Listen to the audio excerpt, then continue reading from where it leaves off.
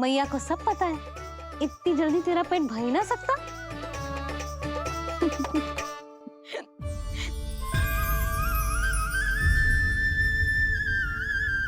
ये क्या है लल्ला? ये क्या था तेरे मुंह में, दिखा। ओहो, मैं तो भूल ही गया था कि मेरे भीतर ही तो सारी सृष्टि समाई हुई है। मैया ने उसकी झलक देख ली, अब क्या होगा? क्या हुआ यशोदा? सुनो जी, हमारे लल्ला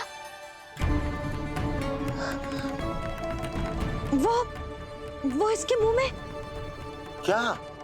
भूल जाओ ना मैया, कुछ नहीं था मेरे मुंह में।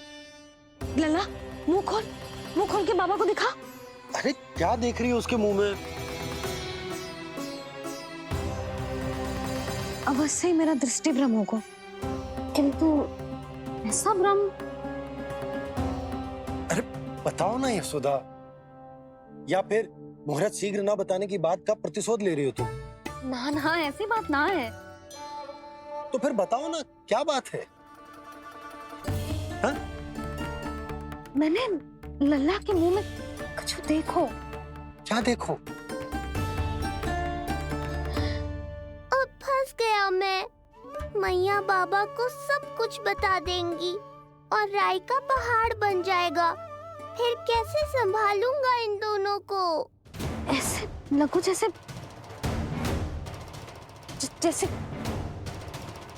जैसे पूरा का पूरा ब्रह्मांड।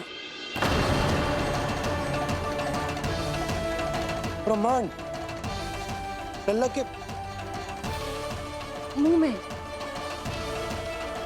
अच्छा, तुम मेरा मुंह देखो। हाँ।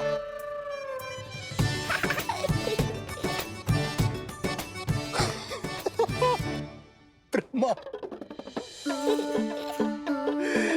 यशोदा, मुझे पता था आप मेरा उपहास उड़ाओगे। अरे नहीं, तुम देखो तो सही।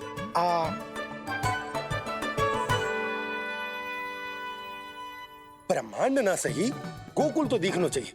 अरे गोकुल को राजा हूं मैं, है कि ना? है? देखो, अरे देखो।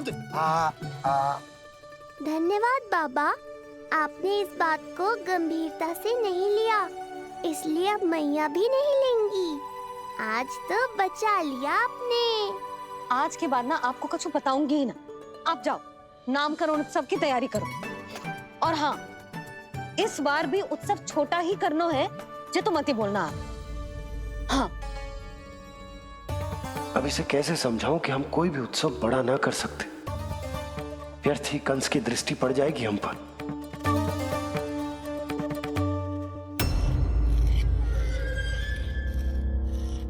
लगता है आपके सैनिक और तलवार दोनों की धार कुंद पड़ गई है महाराज।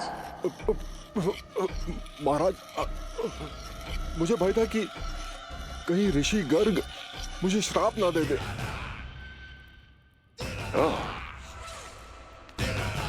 तो श्राप से भयभीत हो गए दुर्जन, किंतु कंस तो कोई श्राप नहीं देता, सीधा मृत्यु देता है।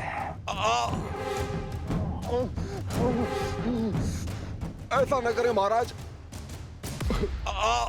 दया करे, दया निदान। यदि मैं उनकी इच्छा के विरुद्ध भीतर जाने की कोशिश करता तो जितनी सूचना मुझे मिली है उतनी भी नहीं ला पाता। तब आपको कैसे पता चलता महाराज कि आपकी बहन और बहनोई मात्र अपनी मृत संतानों के श्राद्ध के लिए वहां नहीं गए थे?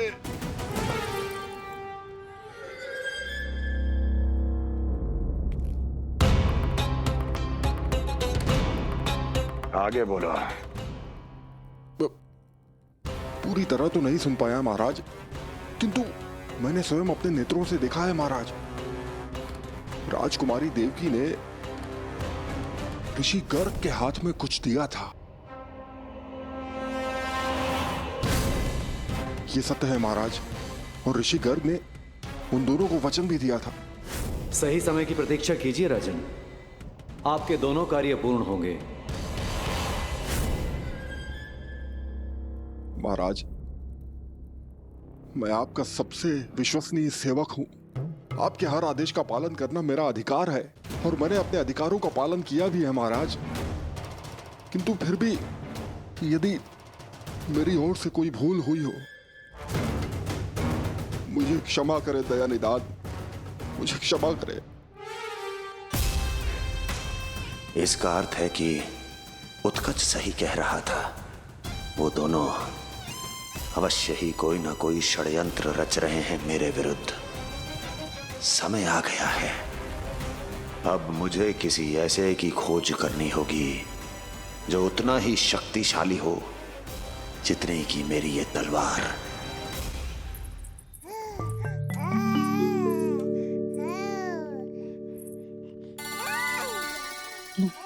अभी से पुकारने लगो जी, अभी तो आई हो रसोई में।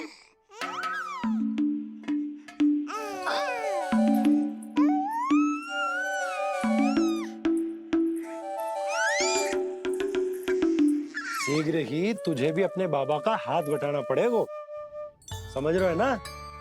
बटाएगो ना हाथ? अभी जे 100 दिन का भी ना हो और जे इस नन्हे से बालक को काम काज का भार सौंपने की बात करने लगे। काम का नाम सुनते ही मुख से स्वर ना निकल रहे तेरे। अभी तो बड़ा ऊ कर रहा था। बता, हाथ बटाएगो के ना?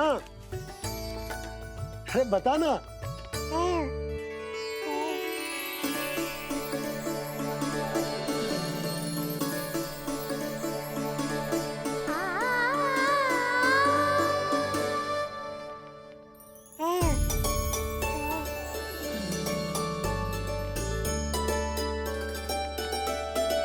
कल तू पूरा 100 दिन को हो जाएगा लल्ला। पंडित जी आएंगे, तुझे नया नाम मिलेगा। देखो तो मन में तो इनके भी कितना उत्साह भरो है, बस दृष्टि में मैं ही आती हूँ। और कल तुझे वो नाम मिलेगा लल्ला जिससे पूरा संसार तुझे पहचानेगा।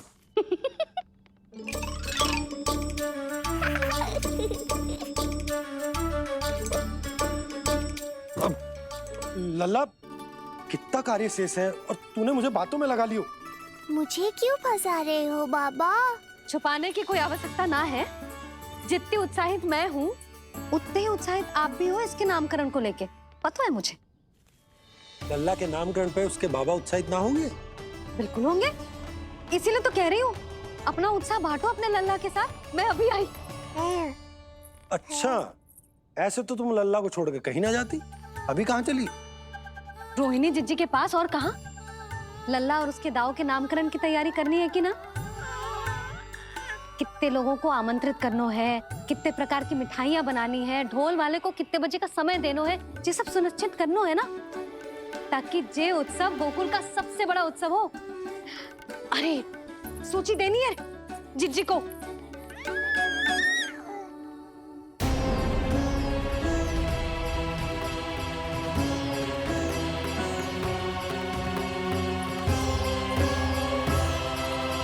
सबकी कोई आवश्यकता ना है। आवश्यकता ना है मतलब? कहना क्या चाहते हो आप?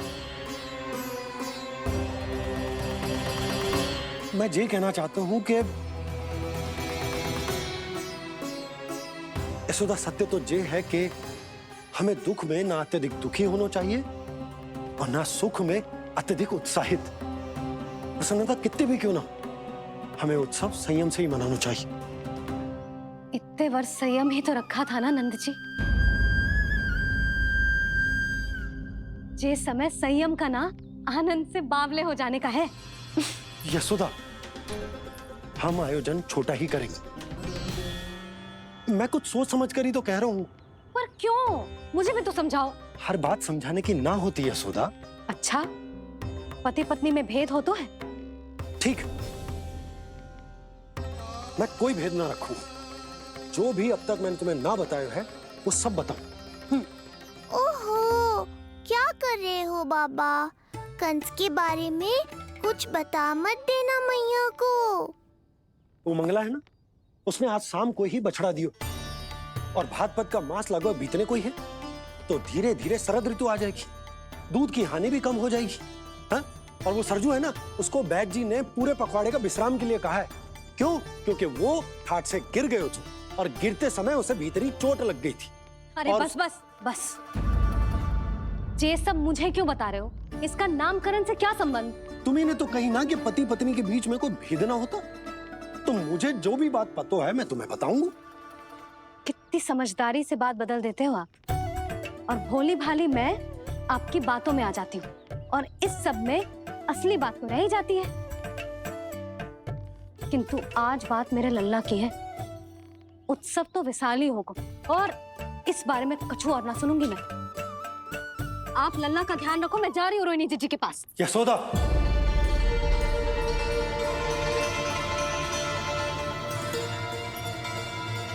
बात केवल सुनने की ना होती, उसे समझना भी पड़ता है।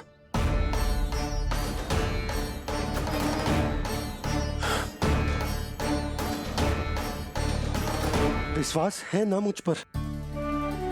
मैं कुछ सोच समझ कर ही कर रहा हूँ ना। उत्सव तो छोटा ही होगा,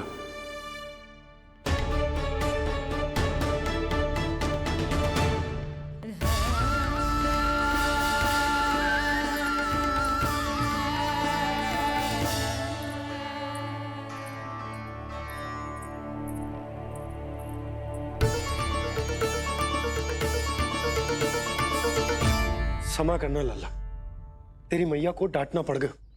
आपको मेरी सुरक्षा की चिंता है बाबा, समझता हूँ मैं, इसलिए आपने ये निर्णय लिया है।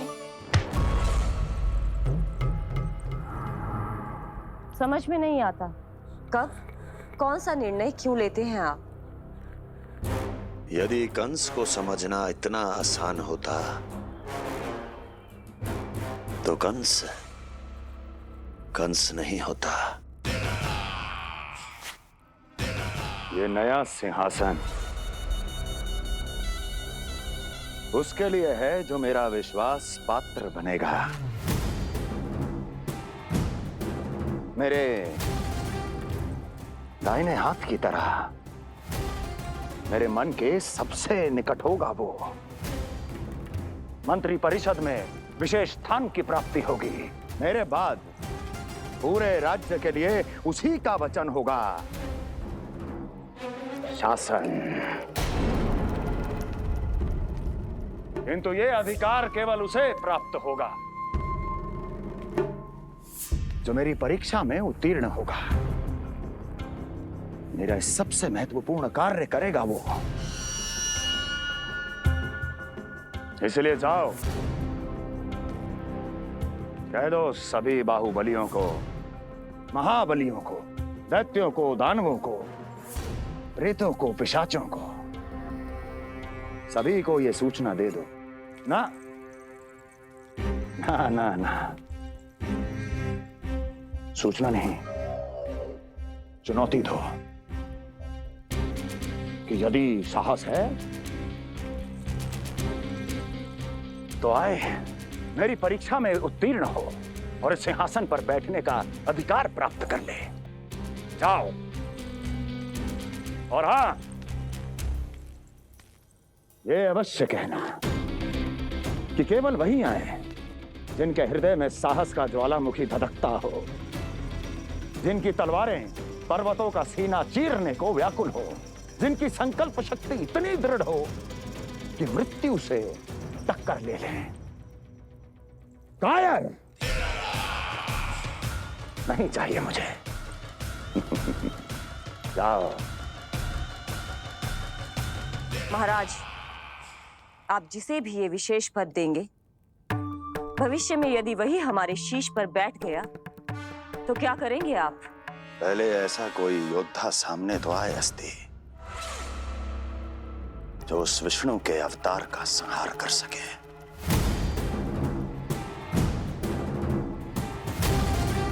और जहां तक प्रश्न है हमारे शीश पर बैठने का, तो स्मरण रखो अस्ति, कंस को अच्छी तरह आता है ऐसे तो साहसियों को बीच दरबार में खड़ा करके अपनी उंगलियों के संकेत पर नृत्य करवाना। ता दीर्घ ता। और अपना कार्य सिद्ध होने के बाद उनके तन से उनके शीश को उतारना कंस को भली भांति आता है।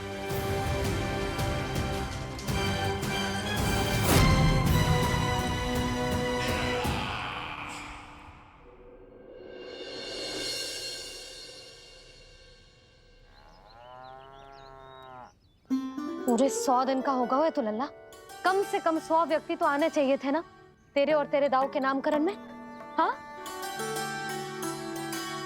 अब तुम मुस्कुरा क्या रहो है? तू ही बता, जे भवन देख के लग रहा है कि यहाँ कोई उत्सव है? बिना अतिथियों के कैसा उत्सव और कैसा आनंद, तू ही बता। और मैं करूं भी तो क्या? पता है लल्ला, मुझे तो लग रहा है तेरे बाबा ना कंजूस होगा है। नहीं तो भला और क्या समस्या हो सकती है उन्हें बड़े आयोजन से? अरे गोकुल के राजा का लल्ला है तू, राजकुमार। यदि तेरा आयोजन बड़ा ना होगो तो भला किसका होगो?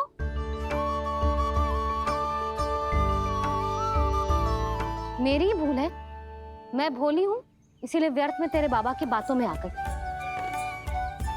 मैं भोली हूं ना, व्यर्थ में उनका कहा मान गई।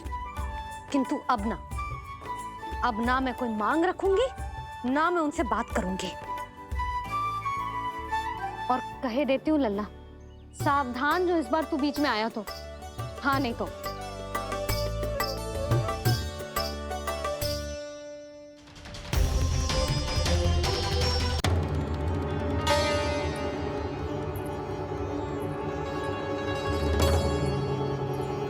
क्या होगा? हाँ, सब ठीक तो है ना? आप इतनी चिंता में क्यों हो जी? कुछ बुरी सूचना तो ना मिली? अब जे मत ही कहना कि जे भी मुझसे छुपाना पड़ेगा। जो भी है मुझे बताओ। पंडित सदानंद जी महाराज वो नामकरण के लिए ना आ सके। उनकी बिटिया के पांव भारी, उसे लिवाने वो समझाने गए। ये तो शुभ समाचार है।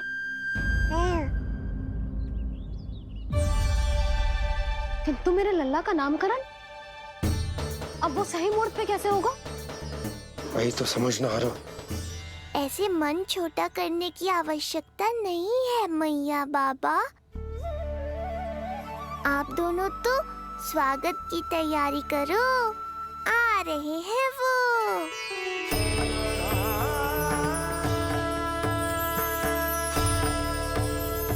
लो, आ गए वो जिनकी मुझे प्रतीक्षा थी। आप दोनों व्यर्थ ही चिंता कर रहे थे।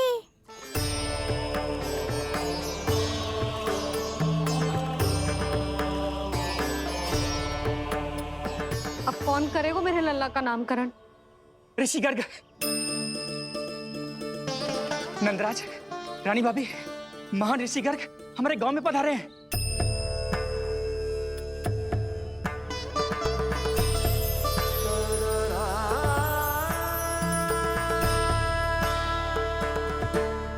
ऋषि गर्ग गोकुल में? हाँ नंदराज, और कह रहे थे उन्हें यादव राज वासुदेव जी ने भेजो है रानी जी के पास। अरे तो तुम लोग खड़े खड़े क्या देख रहे हो? जाओ उनके सत्कार की तैयारी करो। जी यशोदा, उनके स्वागत की तैयारी करो। सुनो जी, वो तो यादवों के कुलगुरु है ना, रोहिणी जीजी के यहाँ आए हैं, हमारे यहाँ आएंगे। आप देखती जाओ मैया, वो सीधे हमारे घर ही आएंगे।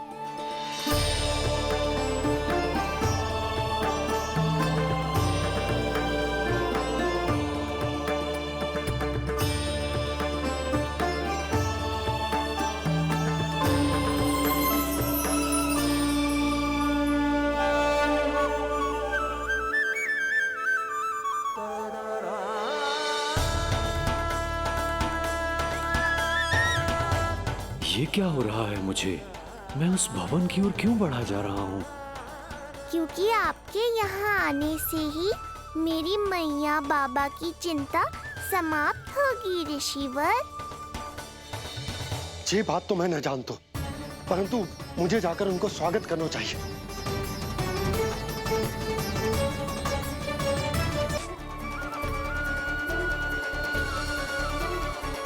कल्याण हो। भगवान श्री नारायण के महान भक्त आज हमारे गांव में पधारे। हमारा जीवन सफल है गयो आज। वो भवन आपका है नंदराज? आपके शुभ चरण पड़ेंगे तो हमारा जय भवन पवित्र हो जाएगा। इतने बड़ी ऋषि अगर हमारे घर पधारेंगे तो हमारे तो भाग्य ही संवर जाएंगे। मैया आपके दर्शन को तरस रही है ऋषिवर। संकोच मत कीजिए, अब आप ही जाइए। पधारिए गुरुजी। न जाने क्यों मेरे पांव अपने आप ही आपकी भवन की तरफ जाने को व्याकुल है नंदराज। पधारिए गुरुदेव, आइए।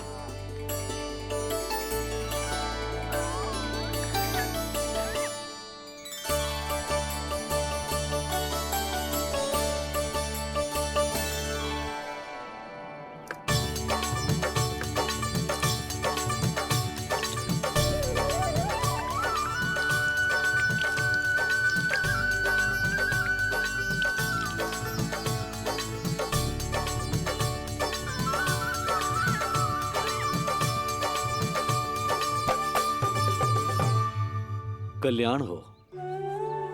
पधारिए।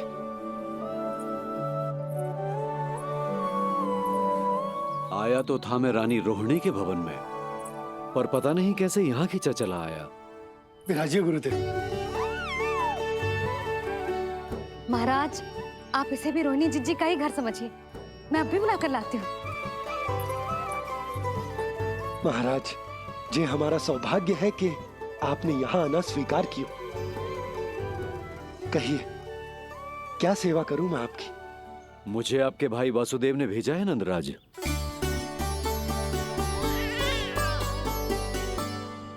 प्रणाम गुरुदेव। स्वामी जी ने आपसे इतनी दूर आने का आग्रह किया है, अवश्य ही कोई बड़ा कारण होगा।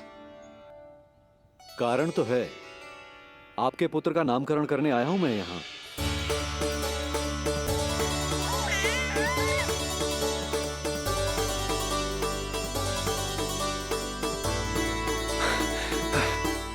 ऋषिवर, तब तो आप अत्यंत ही शुभ दिन पधारे।